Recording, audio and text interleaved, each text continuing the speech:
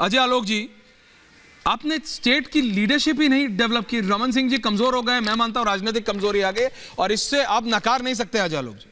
लेकिन BJP alternative तो create करेगी। कर्नाटक के बाद आप समझ चुके हैं, हिमाचल के बाद आप समझ चुके हैं sir, Narendra Modi is the Trump card, but आपको स्टेट में नेतृत्व चाहिए। देखिए, 2-3 कमियां थी हमारे पेश। 15 साल का लगातार शासन सर, और अगर आप बीजेपी के 15 साल के शासन को देखिएगा तो जितने एमएलएज हैं उसमें से 80% एमएलएज और मंत्री वही रिपीट हुए उस 15 साल में। तो कहीं ना कहीं एक स्टैग्नेशन की फीलिंग आ गई थी, जिसके कारण हम पिछला चुनाव हारे। इसमें मुझे मानने में मुझे कोई गुरेज नहीं है। तो पार्टी ने अपनी उन्हीं गलतियों से सबक लेते हुए और जनता की एस्पिरेशंस के हिसाब से बिल्कुल रणनीति में बदलाव किया। और आप देखेंगे कि अभी तक जितने हमारे कैंडिडेट घोषित कैंडिडेट हुए हैं, आज तक बीजेपी ने 3-1.5 महीने पहले ही जी 21 कैंडिडेट की सूची निकाल दी, और वो आदिवासी बहुल एरिया में भी हैं, नॉन आदिवासी एरिया में भी हैं, और आज उसका ट्रेमेंडस रिस्पांस मिल रहा है। हमारी 2 यात्राएं चल रही हैं अभी। एक शुरू हुई थी बिलासपुर, एक शुरू हुई थी आपकी जसपुर से, जो कि बिल्कुल झारखंड बॉर्डर पे है, और एक शुरू हुई थी हमारी यात्रा बस्तर से, जो कि बिल्कुल आंध्रा बॉर्डर पे है। ये दोनों यात्रा का कन्वर्जेंस होगा अभी 30 तारीख को, 3 तारीख को बिलासपुर में। इन यात्राओं से जो हमें रिस्पांस मिल रहा है, उससे साफ दिख रहा है कि हमारी जनता, वो भारतीय जनता पार्टी और नरेंद्र मोदी में एक अभूतपूर्व उनको विश्वास दिखता है। और चूंकि इस बार लीडरशिप क्वेश्चन में ही नहीं है, नरेंद्र मोदी जी और सामूहिक नेतृत्व में हम चुनाव लड़ने जा रहे हैं, तो लोगों के बीच में एक एक्स फैक्टर भी है कि इस बार का नया मुख्यमंत्री बीजेपी का कौन होगा। क्या कोई ट्राइबल होगा? आप उसको एक्स फैक्टर मान रहे हैं? नहीं, आप उसको एक्स फैक्टर मान रहे हैं अजय आलोक जी, रोक रहा हूं आपको। लेकिन इसी के नेबरिंग स्टेट और अनडिवाइडेड मध्य प्रदेश में आपके पास प्लेंटी की प्रॉब्लम है।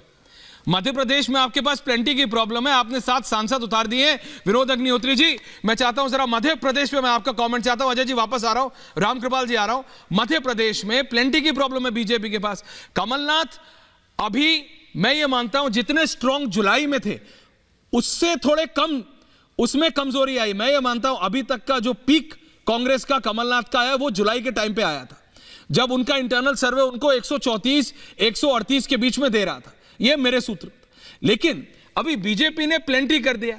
अभी कोई सूत्रों से मैं देख रहा था अजय आलोक जी, अभी किसी चैनल ने खबर चढ़ा दिया शिवराज सिंह चौहान को टिकट नहीं दिया जाएगा। बीजेपी सूत्र 7 आपने सांसद उतार दिए, उसमें 3 केंद्रीय मंत्री हैं। मैं कह रहा हूं इंतजार करो, Shivraj Singh Chouhan is a sitting chief minister, seat मिलेगी। आ रहा हूं अजय जी, आ रहा हूं Ajay ji, I will come to you. अच्छा, पहले आप बोल लीजिए, उसके बाद मैं फिर विनोद जी के पास जा रहा हूं। बोलिए अजय जी। हाँ, मैं बस ये कह रहा था, देखिए सबसे पहली बात, भारतीय जनता पार्टी में कोई भी व्यक्ति या पद इंपॉर्टेंट नहीं होता है। सारे कार्यकर्ता होते हैं। पार्टी तय करती है कि किसको कहां से लड़ाना है, वहां की रणनीति के हिसाब से, वहां की परिस्थिति के हिसाब से और वहां के डिमांड के हिसाब से। उसके हिसाब से कोई भी केंद्रीय मंत्री हो चाहे सांसद हो, विधानसभा का चुनाव लड़ सकता है। और हमारी ये रणनीति सफल भी हुई है। आपको भौमिक जी याद होंगी, केंद्रीय मंत्री थी, त्रिपुरा में उनको हमने चुनाव लड़वाया विधानसभा का, और वो भयानक मार्जिन से सीट जीती। तो इस तरह के रणनीति फैसले बीजेपी हमेशा करती रहती है। पद इंपॉर्टेंट नहीं है। ये जरूरी नहीं है कि कोई एक बार मुख्यमंत्री बनेगा तो 10 बार वही मुख्यमंत्री बनेगा। ये जरूरी नहीं है कि एक बार बनेगा तो दूसरा बार नहीं बन सकता है। इसलिए ये क्वेश्चन बीजेपी में रूल्ड आउट है। अच्छा, तो इसलिए नेतृत्व की चिंता नहीं है। छत्तीसगढ़ में इसलिए बोल रहा हूं अभी ज्यादा, क्योंकि पिछले 1.5 महीने से छत्तीसगढ़ का चुनाव प्रभारी मैं भी हूं।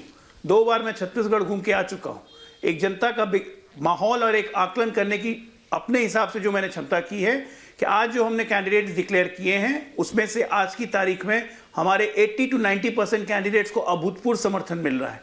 ऐसी सीट्स हैं। आप गैप बहुत बड़ा है अजय आलोक जी। वापस आ रहा हूं आपके पास, पिछले बार वापस आऊंगा आपके पास।